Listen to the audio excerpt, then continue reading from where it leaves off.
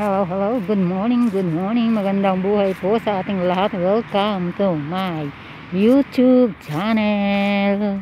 Paki-like, watch, and share na rin po. Parang awa nyo na. Ayan po, ang ipinakikita ko po sa inyo ay ang dating madahong na puno ng ubas. Ayan po, kapag po pala taglamig ay nalalagas lahat ang mga dahon at giniginaw. Ayan, nakikita nyo po, nalalagas na ang mga dahon ng mga puno.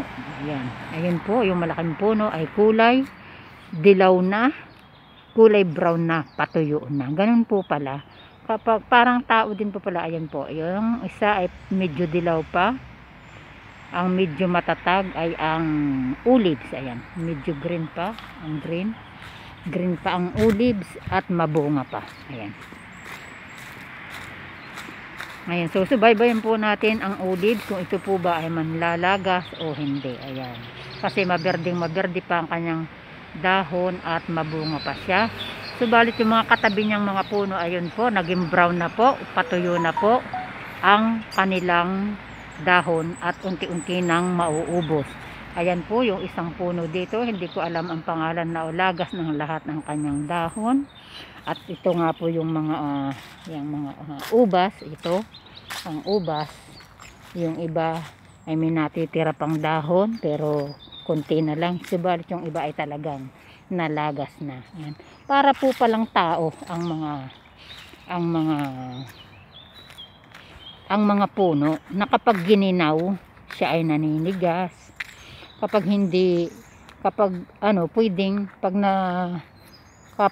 gininaw ay nanlalagas. Parang tayong mga tao pa, kapag tayo ay gininaw, tayo ay nakahulikot-kip, halos hindi makagalaw. Ayan, ito naman po ang puno ng almonds, nanlalagas na rin po ang kanyang dahon. Ayan, kakaunti na yung dahon niya. Ayan.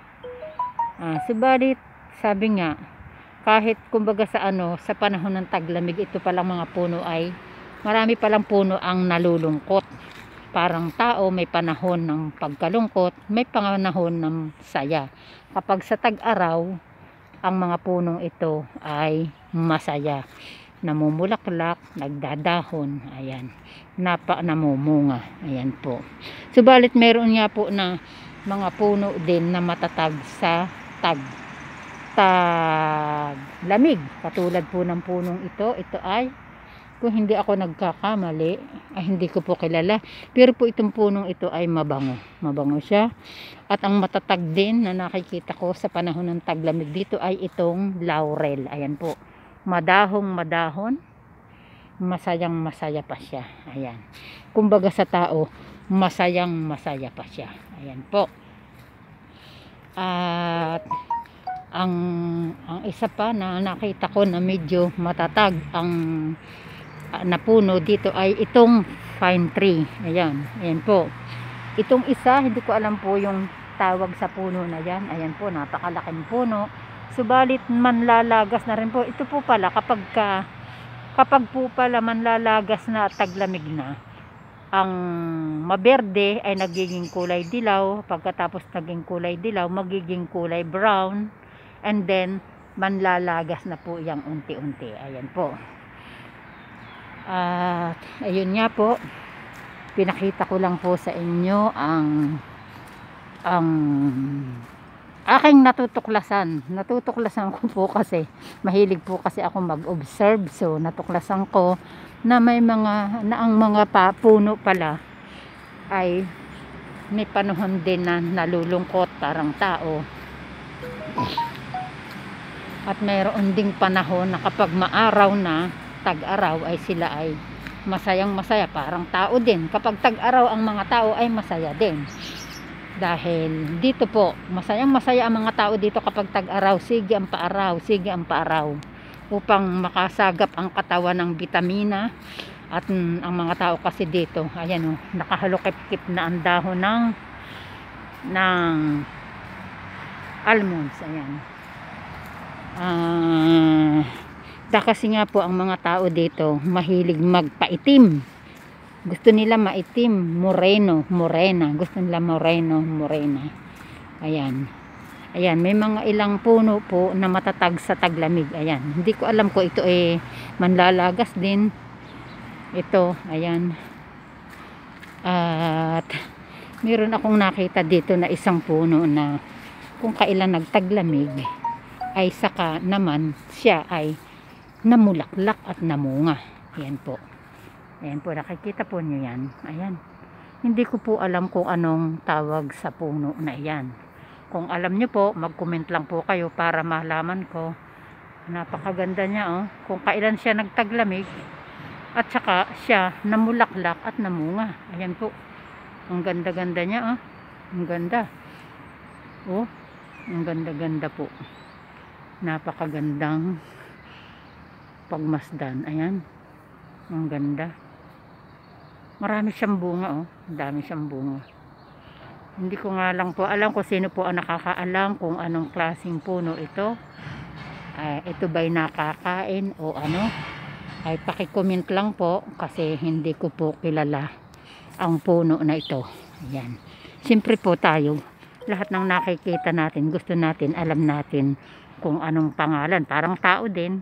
Gusto natin, lahat ng tao ay kilala natin. Ayan po. Ayan po. Ayan. Napakaganda. Ang daming bulaklak. Ang daming bunga. Ayan po. Ayan po yung puno niya. Ang ganda. Ayan. Andito po ito sa malapit sa swimming pool. Ayan. Hindi ko alam kung anong klaseng puno ito.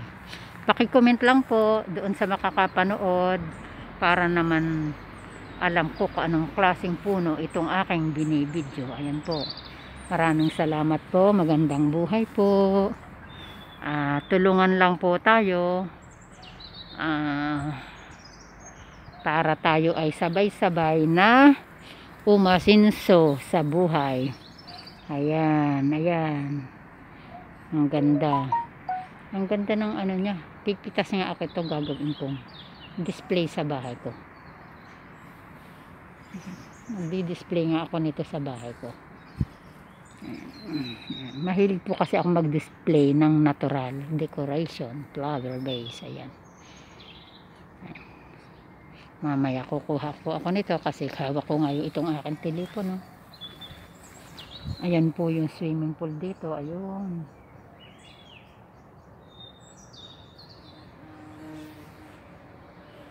Kay ganda. Napakagandang pagmasdan. Kay gandang pagmasdan, parang dalagang Pilipina. Tunay mong larawan talaga. Sa iyong kagandahan, puso ko'y bihag mo kailanman. Sana ay malaman mo, naging bahagi ka ng buhay ko. Iniibig kita, tunay sa'kin tuwina o sinta. Ganyan po kasi ako, mahilig po akong kumanta. Nai-inspired ako kapag nakaka-inspired ang aking mga nakikita. Inspired ang inyong kapatid sa pagkanta. Okay po, wag po ninyong kakalimutan. Please subscribe my channel.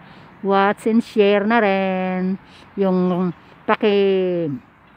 palimbang na rin po yung bell at yung all para updated kayo sa lahat kong video. Bye bye. God bless us all. Count our blessing.